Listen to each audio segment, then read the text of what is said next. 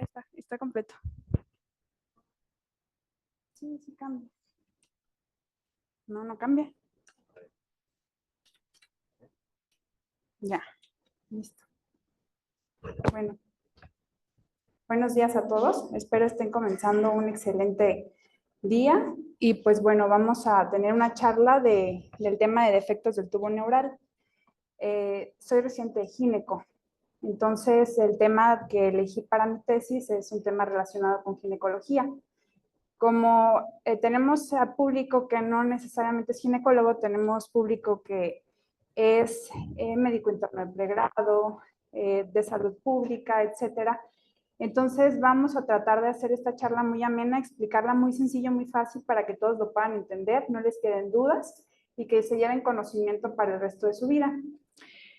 Entonces, tomando el tema de los defectos del tubo neural, vamos a tomar a consideración que el tubo neural es una estructura que cuando las personas están en una etapa embriológica, va a funcionar para posteriormente reemplazar o formar lo que es el sistema nervioso central y también periférico.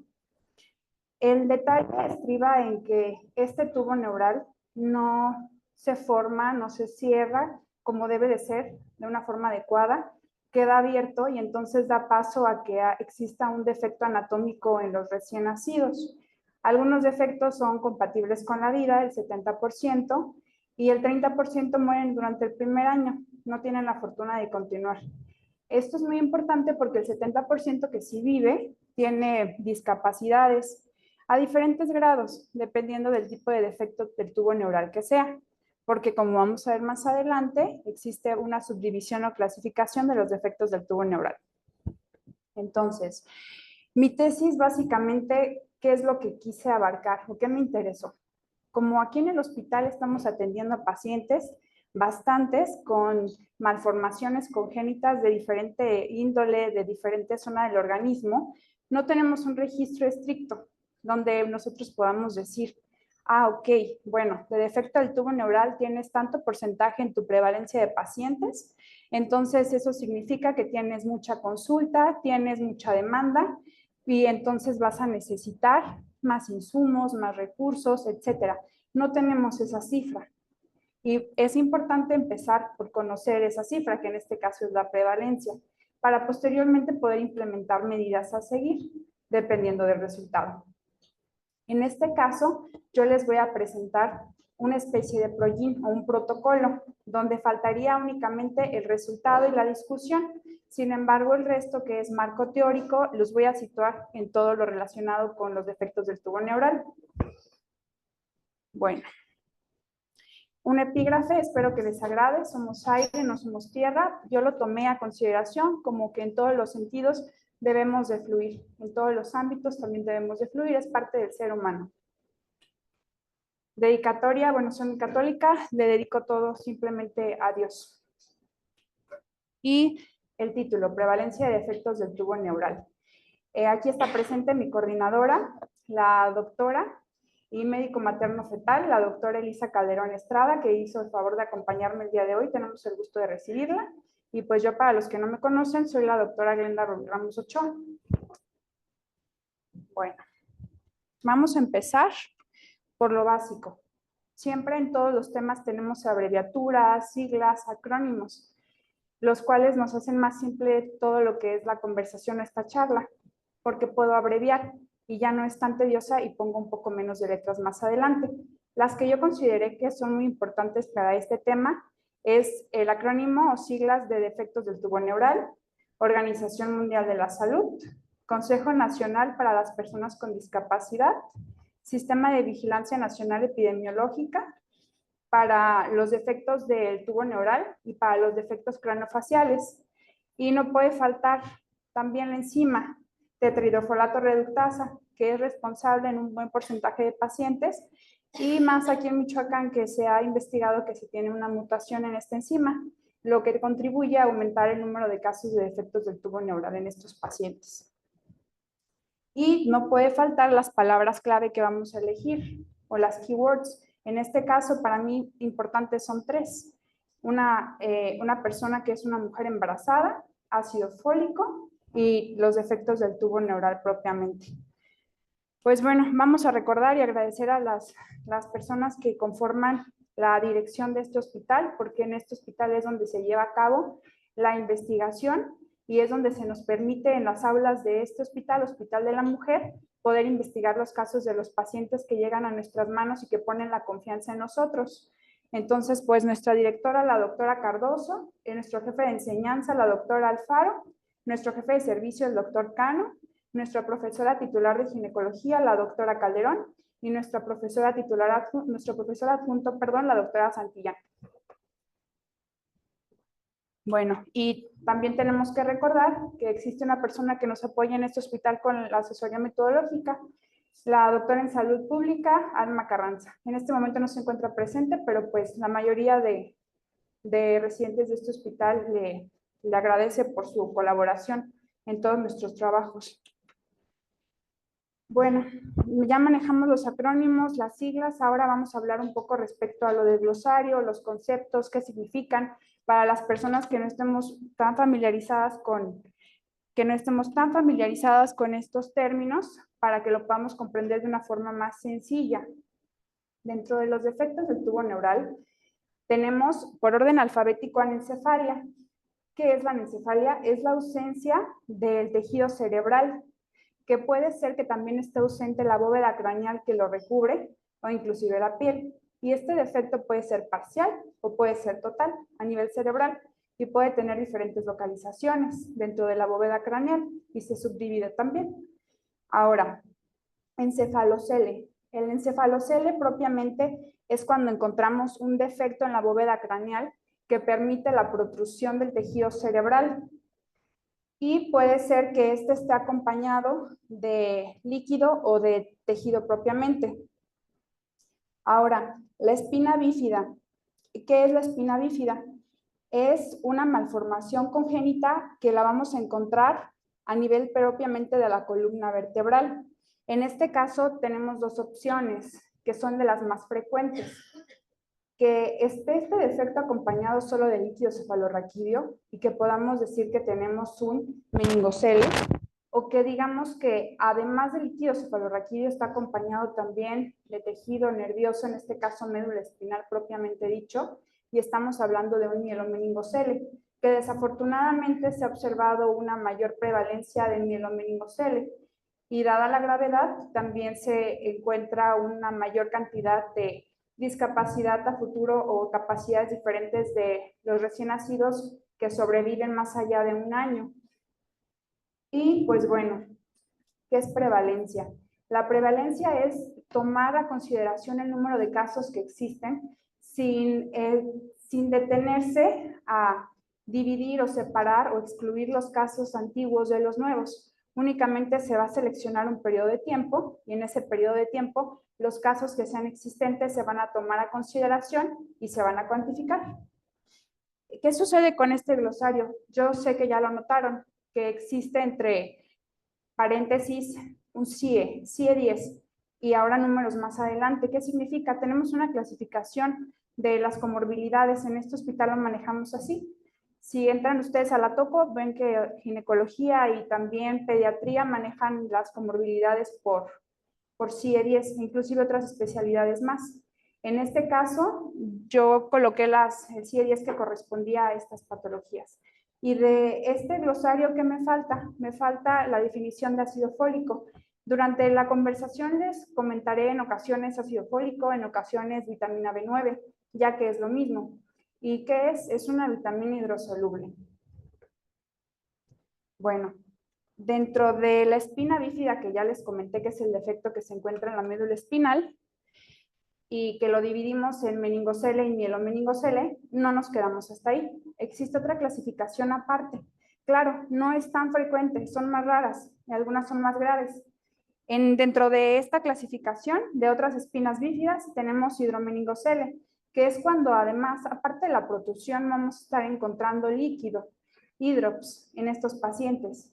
Como punto número 2 tenemos el mielocele o raquisquisis, que es el hecho de que exista un orificio por donde fluctúa el material del sistema nervioso propiamente, y siringomielocele. Siringomielingocele es de lo más grave que comentan, inclusive un poco más allá de gravedad que mielomelingocele. Mencionan que en muchas ocasiones, desafortunadamente, son del 30% de pacientes que no se van realmente más allá de un año de vida. Y pues bueno, la espina bífida, que propiamente puede ser también abierta o quística, y recordemos que también puede ser cerrada. Más adelante vamos a observar varias imágenes para que lo podamos comprender más fácil. Bueno, nunca debe de faltar la historia, un poquito, no es mucho, no es tan tedioso tampoco, solo hay que darle énfasis a un detalle, que en 1980, en un rango de 1980 a 1997, fue el periodo en el cual hubo un registro aquí en México, todo es mexicano, de 21,226 pacientes que murieron a causa de un defecto de tubo neural. 21,226 es mucha cantidad. Y el promedio en un año fue 1,179 defunciones. Entonces, posterior a que se notó este dato en México, se decidió llevar a cabo el registro y comenzar una vigilancia. Este dato sí saltó mucho a la vista, se comenzó un Sistema Nacional de Vigilancia Epidemiológica, propiamente de defectos del tubo neural y también de defectos craneofaciales, de ambos, dada la importancia y su alta prevalencia. Entonces, ¿qué sucede? En 1999 se comienza a instrumentar ahora sí formalmente el Sistema Nacional de Vigilancia Epidemiológica. Y eso es bueno porque nos permite observar realmente el número de casos que tenemos registrados o notificados en el país. Sin embargo, hay que recordar que no notificamos todos. Hay varios casos que se presentan y no seguimos todo el protocolo para notificarlos, que sí existe el protocolo y que en el Sistema Nacional de Vigilancia lo explica. Inclusive al final de la ponencia les voy a mostrar el formulario que se debe de llenar para envío, para poder registrar casos que atendamos todos en nuestros hospitales en cualquier parte del país. Y bueno, otro dato interesante, en Nuevo León en el 2000 notaron que si administraban 5 miligramos de ácido fólico en las pacientes embarazadas, lograban disminuir el 70% de casos de espina bífida y respecto a anencefalia, lograron disminuir el 50% de casos. Entonces, esto hasta cierto punto mueve y nos hace concientizarnos de que el ácido fólico, claro que sí tiene una función y claro que sí es necesario y sobre todo que lo consumamos de manera preconcepcional y lo continuemos de forma concepcional. Aquí tenemos 2 frascos de ácido fólico, 5 miligramos, ya conocido como nos mencionamos vitamina B9, distintas marcas, distintos laboratorios. Ahora las imágenes. Es más fácil cuando lo observamos en una imagen. Considero que ahora ya todas las personas me van a comprender, quienes no están familiarizados con el tema de defectos de tubo neural. Es sencillo, ¿qué es la espina bífida? No tengo señalador en este momento para mostrarles, carezco de señalador, sin embargo, les voy a explicar. Aquí tenemos el caso de un bebito. Si ustedes notan, hay algo extraño en este bebé. En la parte de la zona lumbar tiene una protrusión. Se preguntarán qué es. Es un defecto del tubo neural. Esta imagen fue sacada de un paciente, un recién nacido vivo, en el Hospital La Raza, que lo atendieron y pusieron imagen y aquí se las muestro. No es de aquí del hospital. Y tenemos las 3 imágenes, donde podemos ver espina bífida oculta, mielomeningocele y meningocele. ¿Cuál es la diferencia? Yo considero que para ustedes también es muy simple poder observarla. En la primera imagen, que es una espina bífida oculta, podemos observar que lo amarillo, la línea amarilla es la médula espinal. Y posteriormente logramos observar las vértebras. Se ve como un mechito de cabello, como pelitos que están protruyendo en la zona lumbar. Esa es la zona donde está ubicado. En la piel, justamente debajo, ahí debería de haber vértebra. No tenemos vértebra, es la ausencia de la vértebra, pero ¿qué sucede? La médula espinal está en su lugar, no protruye. El líquido cefalorraquídeo está en su lugar, no protruye. ¿Qué es lo único que pasa? Que no tenemos los arcos vertebrales completos y que tenemos un mechón de cabello, ¿de acuerdo? La funcionalidad como tal, directamente no vemos que está ampliamente dañada. Hasta cierto punto pudiese estar respetada. Pero, ¿qué pasa cuando atravesamos la línea hacia meningocele y mielomeningocele? Ya las cosas cambian. Cuando estamos en meningocele, observamos que la médula espinal, que es la línea amarilla que mencionamos, ahí continúa, se encuentra respetada. Pero ¿qué sucede? Ahora ya podemos observar que no es completamente lisa la piel del paciente. Ahí observamos que existe una bolsa donde en esa bolsa en su interior hay líquido cefalorraquídeo que está circulando constantemente y la médula espinal, como les comenté, está respetada. Pero en este caso estamos hablando de meningocele. Posteriormente, ¿qué sucede cuando las cosas se van agravando? Mielomeningocele. Observamos que el tejido amarillo, que es el tejido nervioso del sistema nervioso, es la médula espinal como tal y no se encuentra conservado. Ya la médula espinal está protruyendo lo podemos comparar con el anterior, que en los dos tenemos el saco, en los dos tenemos líquido cefalorraquídeo, pero ¿qué sucede? Ya en mielomeningocele tenemos la protrusión de la médula espinal. Ahí ya la situación, el pronóstico del paciente, la calidad de vida, las secuelas, discapacidad, etcétera, se va a modificar por completo. Nunca va a ser lo mismo. Y bueno, más adelante les voy a mostrar más imágenes para que les sea más sencillo y más claro, se les quede más grabado y realmente es un conocimiento que les vaya a servir en algún punto en su camino, en su trayectoria académica. En la parte de abajo esta imagen me gustó. ¿Por qué? Porque a pesar de ser repetitiva nos muestra una vértebra. Y en esta vértebra nosotros podemos observar que existe una gran diferencia. Si lo analizamos, creo que no es muy complicado poder observar que la vértebra está incompleta y existe un huequito en el centro de la vértebra. Entonces, ¿qué sucede? Este es un defecto del tubo neural. Aquí este huequito no debería estar presente y debería de ser una vértebra completa, que su anatomía esté formada, que no tenga ningún defecto. Y bueno, nuevamente mostramos otra imagen que está ejemplificada. Este es un corte distinto. Aquí me pareció muy bonito porque en la imagen de meningocele y mielomeningocele se observa cómo se desplaza por completo la médula espinal. Aquí es muy, muy práctico para poder observarlo. Aquí es evidente y no tenemos, creo que nadie duda, que realmente la médula espinal se desplazó y está fuera de su lugar. Nuevamente, una imagen más. Y bueno, tenemos ahora algo distinto. Como en un principio mencionamos todos los defectos del tubo neural, también hubo un momento en el que mencionamos encefalocele, anencefalia. Pues bueno, tenemos un paciente con encefalocele. Podemos observar el tejido cerebral que está protruyendo de la bóveda craneal. En este caso, en este paciente, sí encontramos respetada la piel y también la bóveda craneal aparentemente. En el resto de localización anatómica, que no es propiamente el orificio del defecto. Bueno, yo sé que embriología quizá no es el tema que más nos agrada a todos, pero si tratamos de comprender el origen embriológico de la ginecología, las cosas se tornan diferentes. Entonces vamos a hacerlo más sencillo y más práctico para que todos lo podamos comprender. ¿Qué sucede? Vamos a tener un disco bilaminar. Bilaminar es de dos láminas y tenemos dos. ¿Cuáles son? Epiblasto e hipoblasto. Están conformando el disco bilaminar. Pero ¿qué sucede? Ese disco bilaminar no se va a quedar bilaminar todo el tiempo, tiene que evolucionar, tiene que modificarse para poder formar el sistema nervioso central. En este caso, para formar el tubo neural. Lo que va a suceder es que el disco bilaminar va a iniciar un proceso o desencadenar un proceso llamado gastrulación, en el cual de tener dos capas se va a modificar y ahora vamos a tener tres capas. Ya no va a ser epiblasto e hipoblasto, ya van a ser tres capas o tejidos germinales que nos van a dar origen a los órganos en relación al feto. ¿Y cuáles van a ser? El ectodermo, mesodermo y endodermo, en ese orden de externo a interno. Eso es en la imagen número 1. Ahora la imagen número 2. Estamos observando que para que exista la transformación que les comenté de principio a fin, de principio el disco bilaminar, fin ya trilaminar y ya después se desencadena el origen del resto de órganos, debe de suceder una cascada de vías de señalización.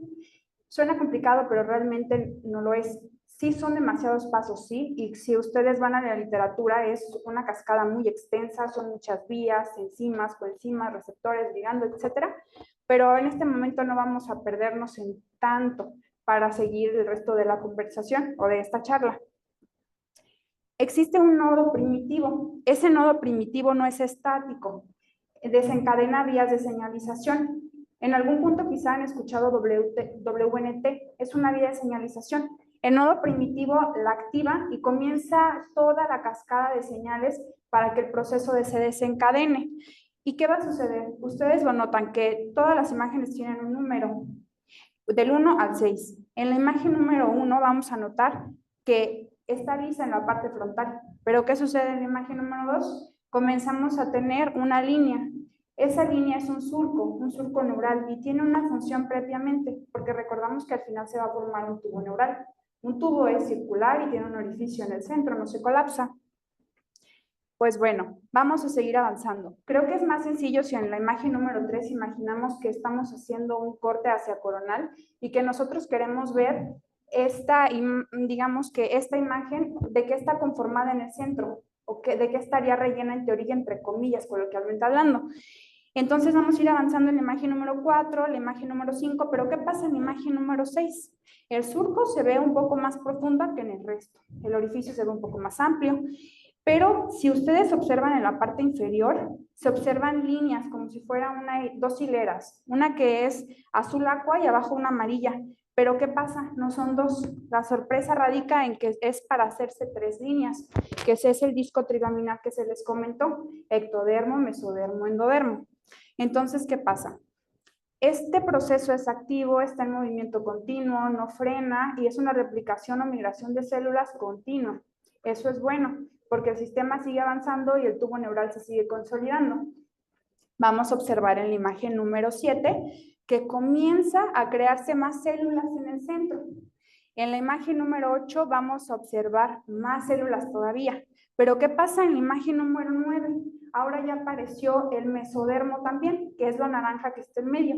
Ya no solamente hay ectodermo y endodermo como había en la 8 y en la 7, y eso es bueno porque es progresión. Cuando llegamos a la número 10, ya está consolidado y aparentemente está relleno.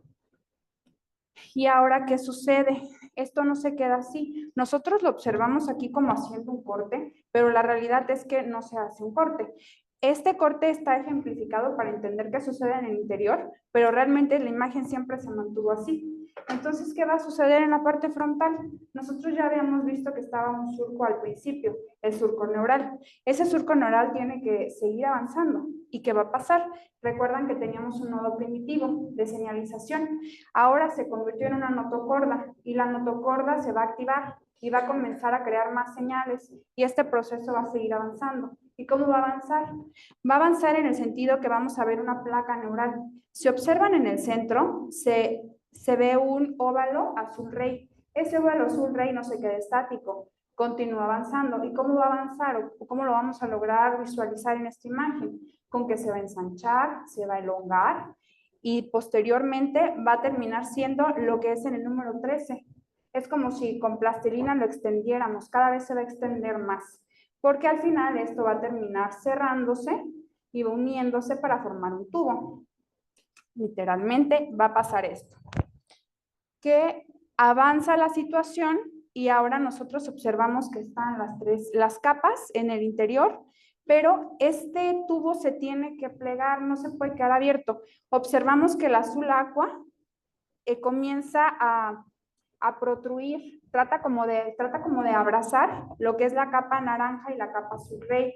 Entonces esto va a seguir avanzando y se va a seguir cerrando a forma circular hasta el momento en que queda como la imagen número 16, donde ahí tenemos el famoso tubo neural del que radica toda esta conversación, donde vamos a observar que tiene un orificio, que no está colapsado, no está relleno en su interior y que va a seguir avanzando. Pero ahí no acaba la situación. Ahora, ¿qué va a suceder? Observen esta imagen que es la 16, donde nosotros ahí observamos que está el corte y no hay nada más allá hacia lo caudal, porque aquí vamos a tomar en cuenta también la anatomía. Siempre recordemos anatomía. Todo lo podemos señalar rostral, caudal, cefálico, podálico. Y en este caso, esto no es la excepción. También lo podemos señalar así.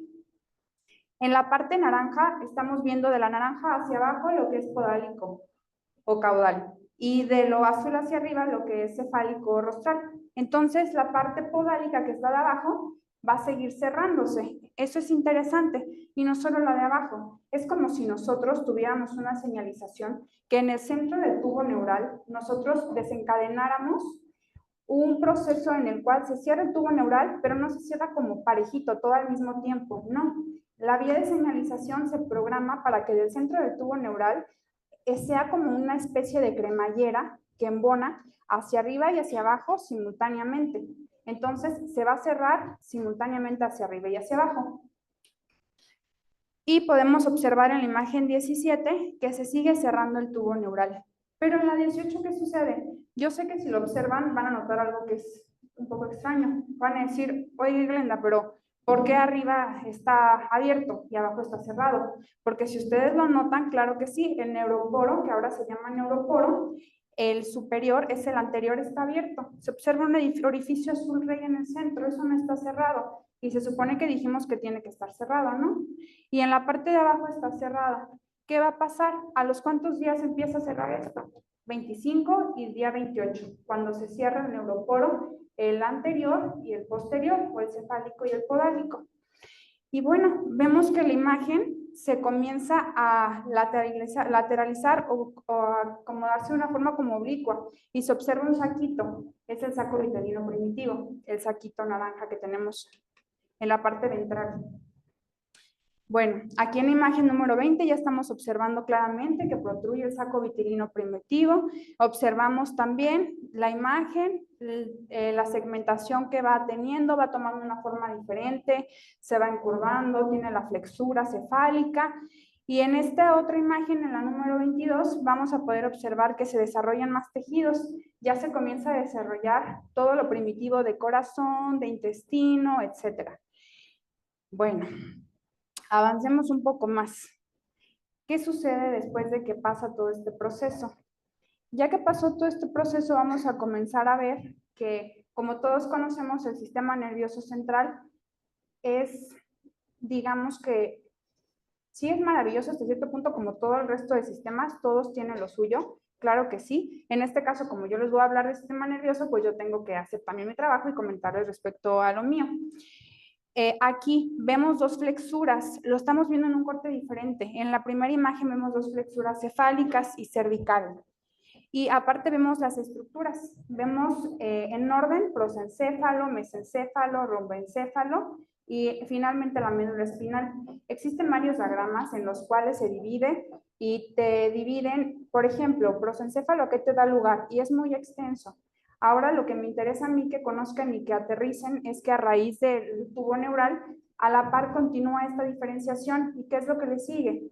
Que comiencen las vesículas también neuronales a dividirse, las 8, y que después se diferencien todos los órganos del sistema nervioso central. En la parte de la segunda imagen podemos ver también los esquemas parecidos a los que ya hemos visto, realmente es el mismo, las curvaturas son iguales, la cefálica, la cervical, solamente que con colores distintos, de una forma diferente para aprenderlo. Entonces, aquí, ¿cuáles son las divisiones de nuestro tubo neural? No solamente se queda en ser un tubo, después el tubo neural va a comenzar a segmentarse y nos va a formar vesículas, nos va a formar 8 vesículas. Esas 8 vesículas, al final de cuentas, van a dar lugar a las paredes y a las cavidades en el sistema nervioso central. Todas son importantes, todas se necesitan. Aquí se ve y se desglosa cómo va a dar la división y qué estructuras al final va a formar, si los ventrículos, si los acueductos, si las partes superiores o inferiores, etcétera. Si todo marcha normal en el tubo neural y la vía de señalización continúa, este proceso por supuesto que va a seguir avanzando, si es que todo funciona adecuadamente como debe de ser. Nuevamente vemos una imagen, está ejemplificado. Lo que es verde es nuestro canal neuronal, es nuestro tubo neuronal y en el centro vemos una línea como blanca, ese es nuestro canal neuronal. Vemos también otra vez en morado, morado claro o lila, el ectodermo. Vemos también la notocorda, que es la bolita amarilla que está justo debajo del tubo neural, que es la que se encarga de dar la señalización y activar los comandos. Y pues vemos ahí también un somita. Nuevamente, ejemplificamos otra imagen para que nos quede un poco más grabado. En la primera imagen vamos a lograr observar cómo se va articulando. Articular es unir, engranar lo del tubo neural, que es la parte azul rey, donde se ven las múltiples divisiones lineales. Y se va a cerrar para que de la imagen número A pase a la imagen número B y ahora esté cerrado el tubo neural. Y recordar que no solo es el tubo neural, que en el sistema nervioso central tenemos distintos ganglios que nos están acompañando, todo el sistema simpático, parasimpático, continúa en continua, perdón por el pleonasmo, sigue en continua funcionalidad y formación. En la parte de abajo, en la imagen que tenemos de las células del tubo neural, vamos a observar que en un principio tenemos la presencia de células neuroepiteliales, pero posteriormente estas células neuroepiteliales se van a transformar y tienen que transformarse en neuroblastos, los cuales, posterior a la división, que tengo más adelante una imagen que les voy a mostrar, le voy a adelantar la imagen para que la puedan observar y nos quede más clara es esta imagen donde se hace la histodiferenciación del tejido nervioso. Y podemos ver que tenemos tres clases de células principalmente, las neuroepiteliales y las células ependimarias y las mesenquimatosas. En concreto, las mesenquimatosas van a terminar diferenciándose hacia todo lo que es la microglia, el tejido de sostén de todo nuestro cerebro.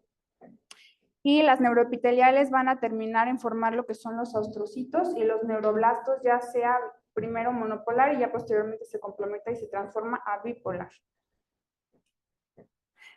Vamos a regresar a la imagen que nos saltamos para poder ver esta. Recordemos, esta es una imagen, la vemos a gran escala como panorámica, vamos a desglosarla más pequeña y más cerca. Esto es nuestro tubo neural y va a tener dos porciones, una zona gris y una zona blanca. ¿Para qué nos fusionan? En este caso los colores son distintos. El amarillo es la sustancia gris y lo que estamos viendo en blanco, obviamente, sí va a ser la sustancia blanca por la localización que tiene externa. Y lo vamos a dividir en el periodo embriológico en dos zonas. Tenemos zonas del manto, que es la zona que vemos en el centro, son las, digamos que si lo vemos simulando como si fuese una especie de mariposa, serían las alas de la mariposa, que tenemos en la parte superior, se llama alas, y en la parte inferior la vamos a llamar como la base. Y rodeando a esto tenemos toda la sustancia blanca que se necesita y la vamos a llamar zona marginal. En la segunda imagen también lo podemos observar, se observa la imagen de las astas. Ya está más diferenciado, vemos las astas, la dorsal, la ventral y podemos observar sustancia gris y sustancia blanca.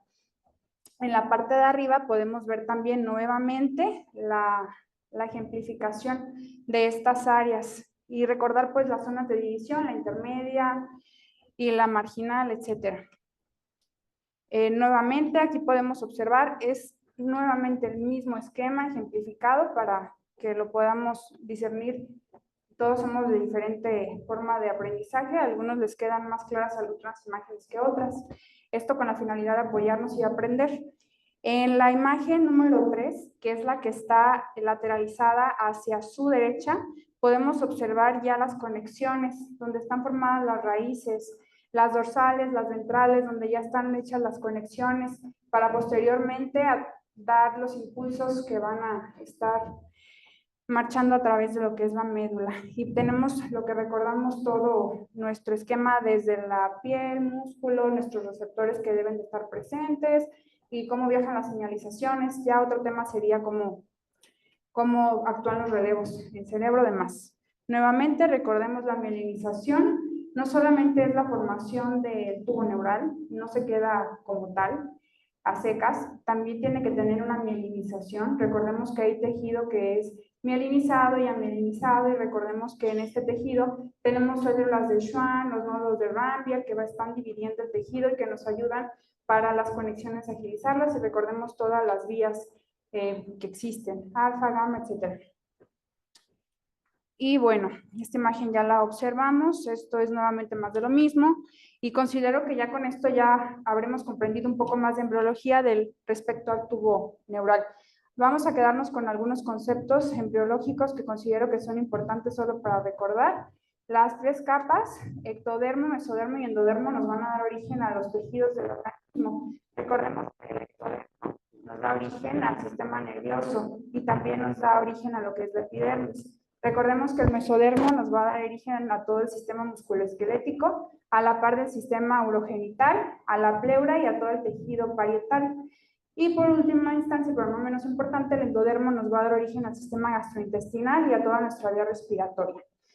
Recordando que en la neurulación, la imagen amarilla que observamos que les comenté que era la notocorda, que emitía la señalización, al final de cuentas se va a diferenciar y va a formar el núcleo pulposo de los discos vertebrales. Y pues bueno, hacer hincapié en que la forma en que se cierra el tubo neural es en forma de cremallera del centro y simultáneamente hacia arriba y hacia abajo, cefálico y caudal. Y recordar la señalización. En el momento en que les comenté que se articulaba el tubo neural y que se engranaba o se cerraba y se hacía literalmente un tubo, que no tenía un orificio y que estaba completamente sellado, esto lo podemos observar y es gracias a una vía y de una proteína. La proteína Sonic-Hedgehog. Esta proteína nos va a ayudar para desencadenar este proceso. Y pues recordemos que en un momento les comenté la importancia de la enzima tetrahidrofurato reductasa. Esta enzima es muy importante. ¿Y cómo actúa? Tiene una extensa vía de señalización. Yo se lo estoy platicando muy sencillo, pero es muy extenso todo. Y realmente esta vía de señalización necesita una vía de unidades de carbono. Recordemos las clases de bioquímica. Los carbonos son importantes. Todas las sustancias o moléculas tienen un diferente número de carbonos, se ajustan o se acomodan de manera distinta y de ahí les brindan todas las funciones que tienen. Entonces, en este caso, no es la excepción.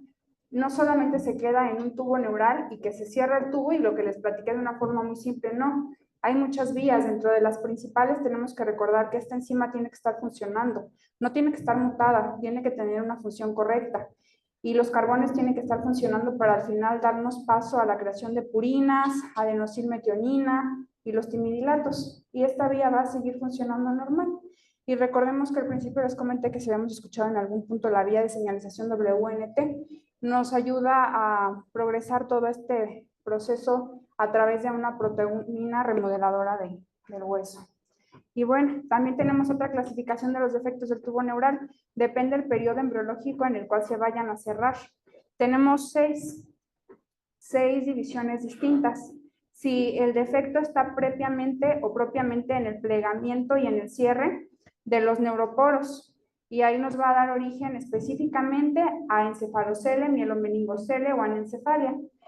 2, si la alteración estuvo en la disrupción incompleta de estos tejidos, entonces ahí nos va a dar alteraciones en el centro endodérmico, en la dermoides y en la epidermoides. 3, si tenemos una disyunción no incompleta, sino prematura antes de tiempo, nos va a dar origen a lipomas del cordón medular. Si la gastrulación, que es el proceso que les comenté en el que se hace la diferenciación de dos capas o del disco bilaminar a trilaminar falla, nos va a dar una malformación del cordón y quistes neuroectodérmicos, neuroentéricos. Y pues bueno, el número 5, si falla la neurulación secundaria, porque tenemos dos tipos de neurulaciones, primaria y secundaria, también la dividimos. Engrosada y mielocistosel. Y pues bueno, el último, no menos importante, un fracaso del desarrollo neuroaxial caudal, como lo dice tal cual, en la cauda pues sería encontrar un paciente que tuviera una agenesia en la región sacra propiamente. Y bueno, hablando ahora sí, ya que todos nos situamos de los defectos del tubo neural, nos empapamos y ya estamos todos en sintonía, respecto a los antecedentes, ¿qué pasa en México? Yo les comenté en un principio que se había desarrollado un Sistema Nacional de Vigilancia Epidemiológica a raíz de 1900, que en 1999 se consolidó y se registró a nivel público y se hizo como tal formal. Entonces, se está registrando cada año todo lo que sucede en el país y estamos dividiéndolo, notificándolo por entidades. Cada estado se notifica. Ya sabemos que no todos los estados notificamos. Faltan muchos casos que se quedan desapercibidos. El punto, lo importante de esta tesis es comenzar a notificar y comenzar a registrar, porque en base a eso nos vamos a dar cuenta que hay más casos de lo que estamos pensando. Y también la importancia, el hecho de que haya más casos significa que tenemos que aumentar los recursos en el sentido de aumentar la profilaxis o la prevención con una buena promoción del uso preconcepcional y concepcional del ácido fólico, no dejarlo tan descuidado. Quizás pueda ser solo una pastilla para una persona embarazada, pero eso significa mucho en relación a su feto, su recién nacido cuando ya nazca. Entonces, creo que tiene una importancia que va más allá de... Y además, los recién nacidos que continúan con vida, que como comentamos es un 70% aproximadamente, y esta cifra sí puede variar completamente con el paso de los años y conforme el registro va, pues se quedan con una discapacidad. Quizás sí continúen con vida, pero la discapacidad hay diferentes grados y hay situaciones muy precarias, muy extremas y van a afectar a la condición de la vida de la familia, y eso tiene una trascendencia a nivel de salud muy grande. Entonces, creo que sí tiene bastante importancia si lo vemos en ese sentido. Deja de ser ácido fólico, vitamina B9. Durante el 21 año, este Sistema Nacional de Vigilancia Epidemiológico registró 1.574 casos de defectos del tubo neural y a la par los conjuntó con la cantidad de casos de alteraciones craneofaciales. ¿Cuáles son los estados en México aparentemente que tienen más alteraciones? Aparentemente Morelos y Campeche son los lugares donde tienen mayor cantidad de casos y les están atribuyendo 520 y 211 casos. Morelos se lleva el primer lugar en esta comparación con 520 casos. Y pues bueno, podemos observar en el mapa, N significa número total de casos que se evaluaron en ese año, 2021, 1.573 casos, y de los cuales en la tabla que está a su izquierda podemos observar el número total de casos que se notificaron. Ojo, notificados, puede ser que haya más si no nos estamos dando cuenta. Y pues bueno, te pone también al final la tasa, hace su cálculo. Y bueno, pero ¿qué pasa?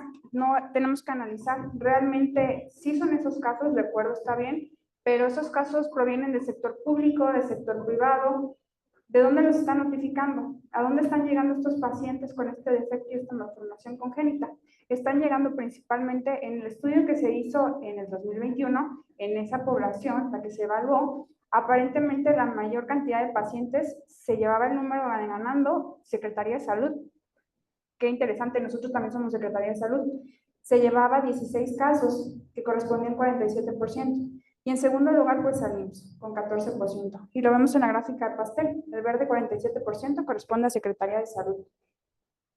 De ahí la importancia que nosotros, que también somos Secretaría de Salud, comencemos a notificar nuestros casos. Bueno, la distribución de los casos.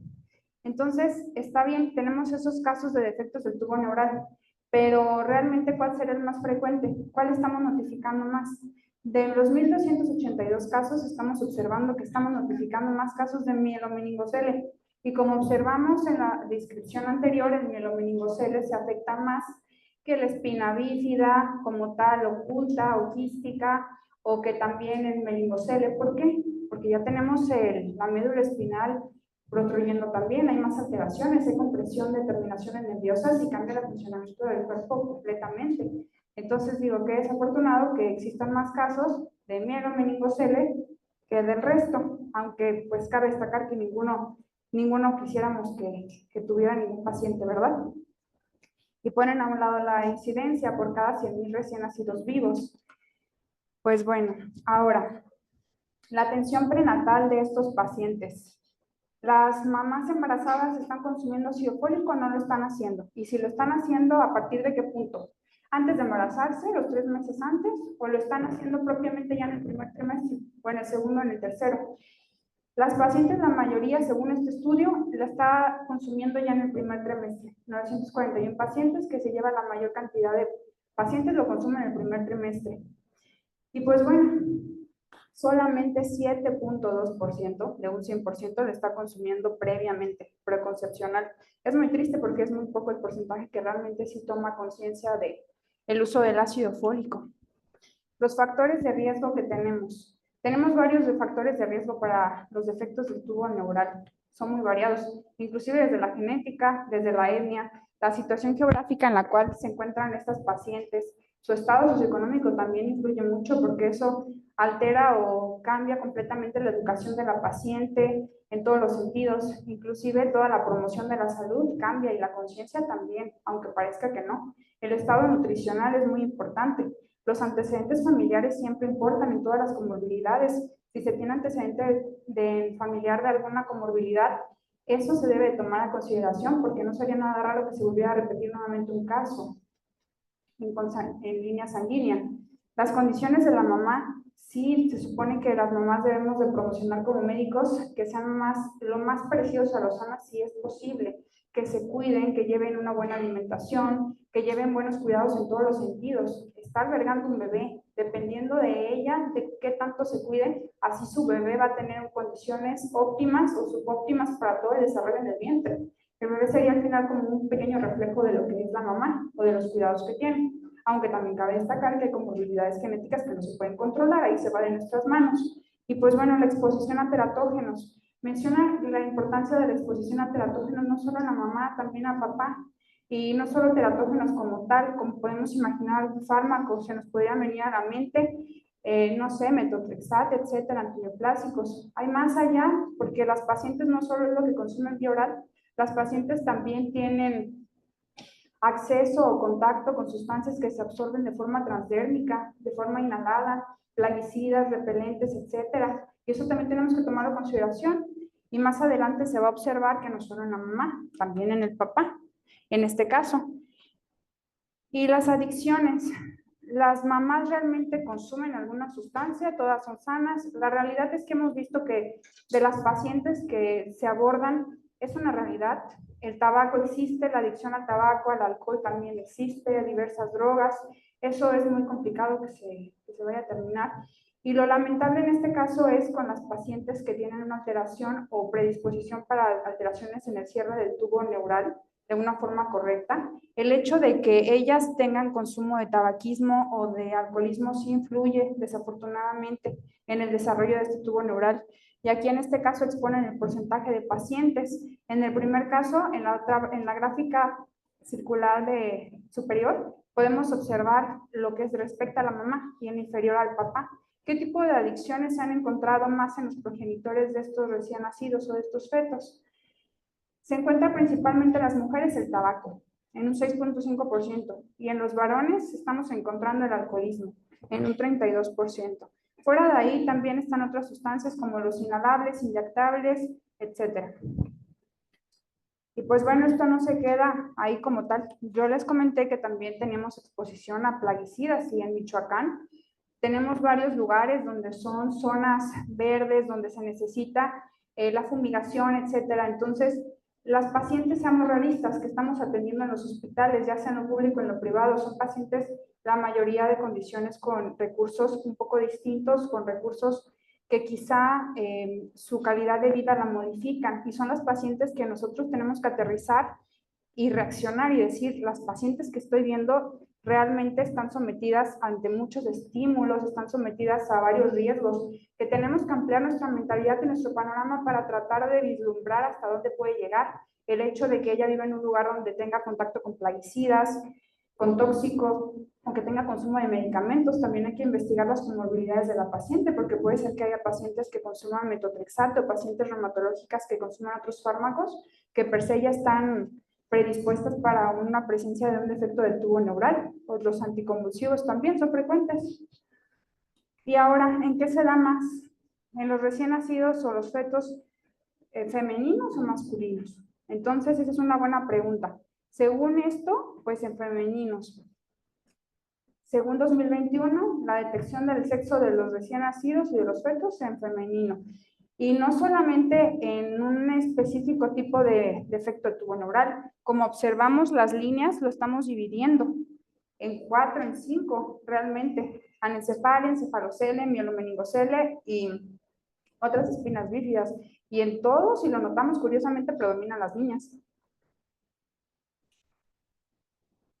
Según este estudio. Claro, puede variar, por supuesto, estoy de acuerdo, dependiendo también del estudio, de la localización y de los factores que les comenté. Ahora, respecto al ultrasonido, las pacientes sí se hacen su ultrasonido, sí se revisan cuando es en el primer trimestre adecuado ir a sus revisiones, no lo están haciendo, se dan cuenta que tienen un defecto o se dan cuenta hasta que van a hacer ya el bebé. Entonces, ¿cuántos casos realmente identifican de manera prenatal mediante el ultrasonido que su bebé o que su hijo o hija va a tener un defecto del tubo neural o tiene un defecto del tubo neural, más bien dicho? Según esto, sí se identifica en 55% de los casos, pero ¿cuándo se identifica? Esa es una pregunta. Según esto, lo identifican principalmente ya en el segundo y ya en el tercer trimestre. Y pues bueno, hablando un poco más de las cifras, respecto al año 2021, se observó un incremento de 2020 a 2021 del 18.1% de los casos que se notificaron. A mí me surge una duda, sí incrementó el caso de notificados, pero ¿por qué? Hay más notificados porque realmente nosotros estamos creando conciencia y ahora sí estamos notificando los casos, o realmente está pasando que sí hay el incremento de pacientes con morbilidad, que es defecto del tubo neural. Entonces creo que eso sí salta un poco a la vista. Y pues bueno, en el 2021 Morelos continúa siendo por tercer año consecutivo el primer lugar con alteraciones de defectos del tubo neural y se le está achacando 520 casos por cada 100,000 casos de recién nacidos vivos que se tienen. Y hay más estados donde predomina esta alteración. Morelos, como primer lugar, ya lo comentamos, Campeche, Sonora, Colima. Y bueno, ¿cuál es el defecto, como les mencioné anteriormente, que más se ha encontrado en mayor prevalencia, según esas estadísticas? Mielomeningocele, lamentablemente, con una incidencia desde 11.03 casos por cada 100,000 recién nacidos vivos.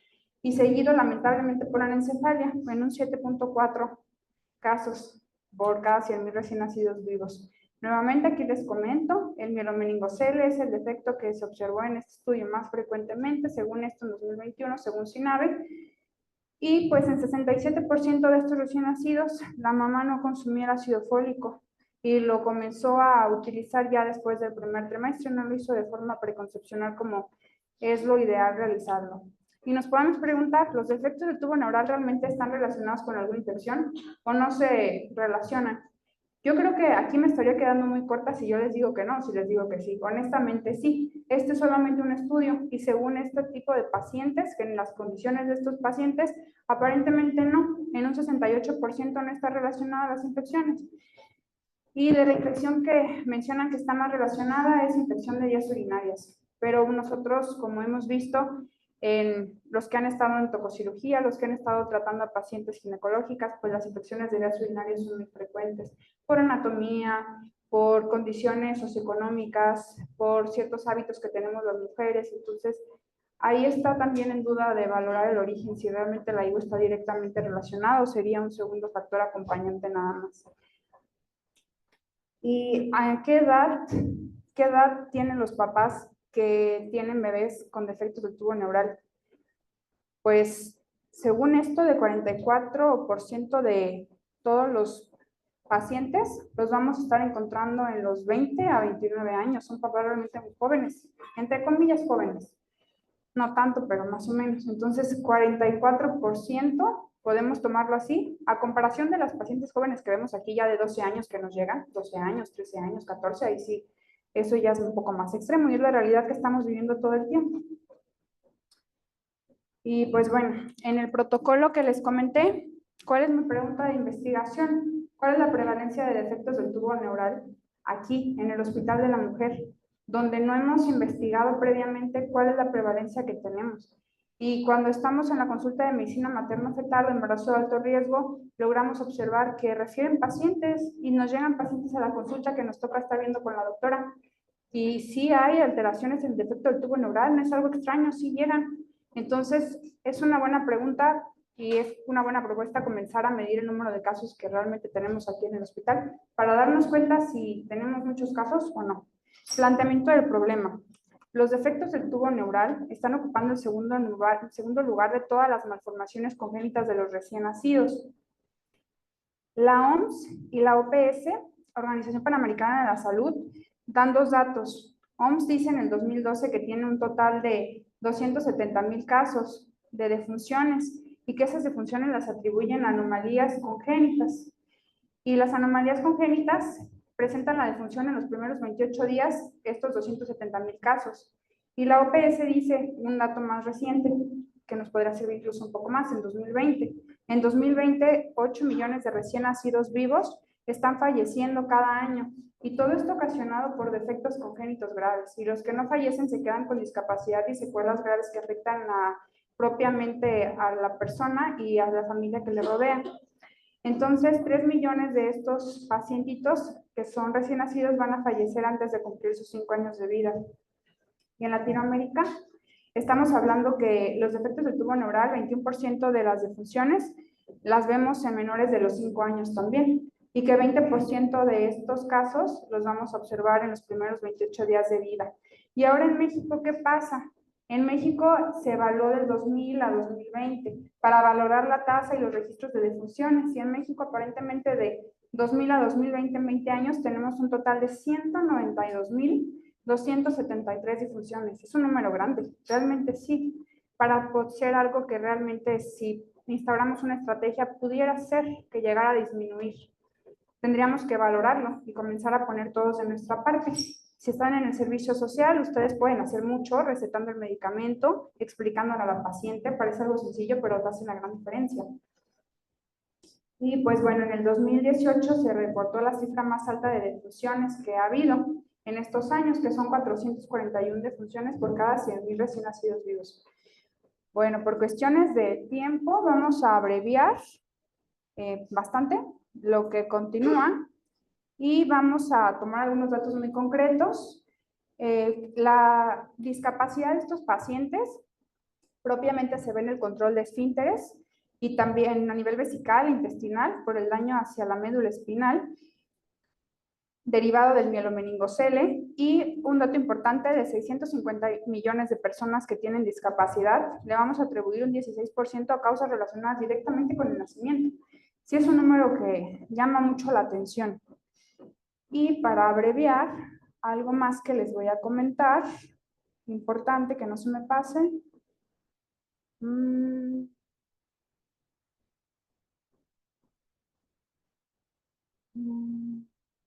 ¿Cuánto tiempo me queda? ¿Ya? Bueno, yo creo que lo vamos a suspender aquí. De una u otra manera, les muestro las diapositivas que seguían así en forma súper rápida. Y mi justificación, mi planteamiento, por qué decido investigar aquí en el Hospital de la Mujer. Ya traté de explicárselo con palabras muy simples a todos, tratar de transmitirles la forma en la que pienso, en la que veo la situación. Entonces, espero que de una u otra manera ustedes también haya dejado alguna semilla que les mueva y que les dé curiosidad, y algún día si pueden también visitar el Departamento de Medicina Materno-Fetal, les va a venir muy bien. Está la doctora Calderón, recibe muchos casos, existe enseñanza. Entonces yo les aconsejo que sí. ¿Por qué? Porque ahí van a comenzar a aprender y vislumbrar casos distintos que quizá no ven todos los días y quizá no les van a llegar a ustedes donde estén. Y es bueno, incluso hasta por curiosidad, aprender y ver que existen otro tipo de malformaciones que a veces vemos en los libros, pero que no están tan distantes, que también nos acongojan a nosotros. Y pues bueno, esto es todo el material y métodos que lleva mi protocolo de estudio, los criterios de selección que incluir,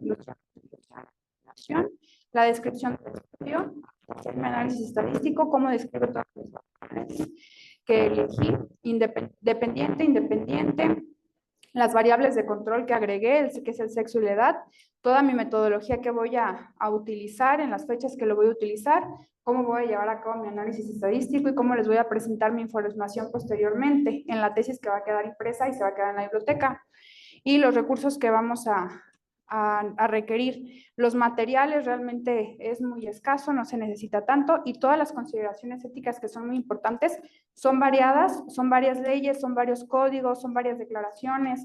Es importante que en algún punto lleguemos a leerlos. Esto es muy importante porque nos apoya para tratar de ampliar nuestro panorama sobre el trato con los pacientes que podamos o debemos de tener. Las sugerencias también que voy a agregar, y esta tablita, esto quería llegar, el formato para la notificación de los casos por defectos del tubo neural.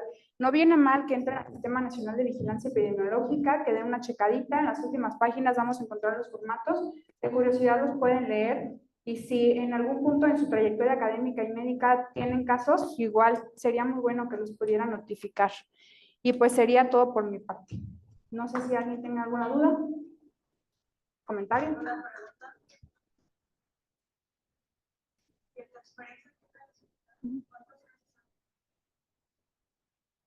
Cuantificados exactamente, voy a llegar en promedio. Híjole, doctora Calderón, ¿qué opina?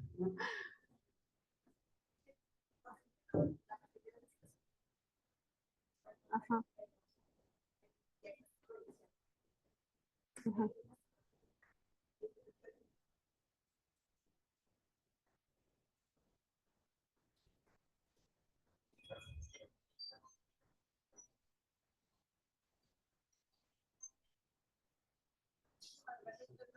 Gracias a todos por su tiempo y por la paciencia, y pues espero que les haya servido de algo. Muchas gracias. Muchísimas gracias. Qué bonita. Gracias. La voy a guardar.